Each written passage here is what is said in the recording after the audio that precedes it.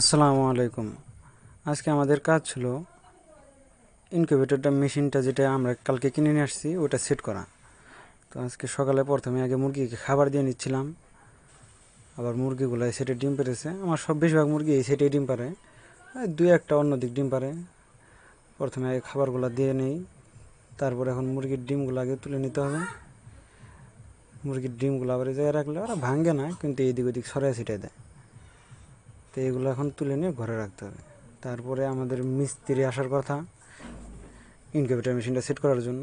ওই মিস্ত্রি আসলে তারপর আমাদেরকে ইনকিউবেটর মেশিন সেট করতে হবে। এখন আমরা আগে ডিমগুলো তুলে নিচ্ছিলাম।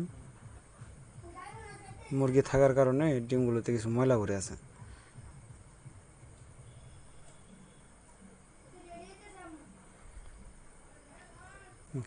এই ডিমগুলো এখন নিয়ে ঘরে থুয়ে দিতে হবে।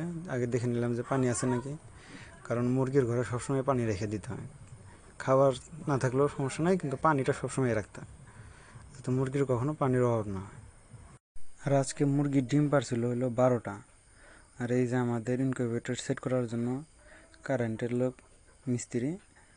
তো এখন আমাদেরকে লাইন টানতে হবে। এই যে লাইনগুলো উপর দিয়ে টানতেছি যাতে লাইন নিচে থাকলে কোনো সমস্যা, নিচে থাকলে তো সমস্যা হওয়ার সম্ভাবনা আছে, তাই উপর দিয়ে টানা হইতেছে যাতে সমস্যা না হয়। আর এগুলা হইতেছে জায়গা নাই, তো তাই চপরের বস্তার উপরে ধারে এই করতে হইতেছে, কারণ এখন এগুলো করতেই হবে, না করলে তার হবে না। ইনকিউবেটর আইনা তার থিয়ে দেওয়া যাবে না, এগুলোই করতে হবে।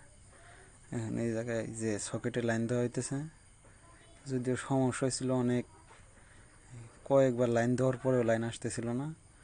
এখন এই যে এই জায়গায় হলো মেন সুইচ, এই জায়গা থেকে লাইনটা দিতে হয়। তো মেলা কয়েকবার চেষ্টা করার পরে হলো লাইনটা আসছে। প্রথম কয়েকবার আসে নাই, তারপরে অবশেষে লাইনটা আসছে।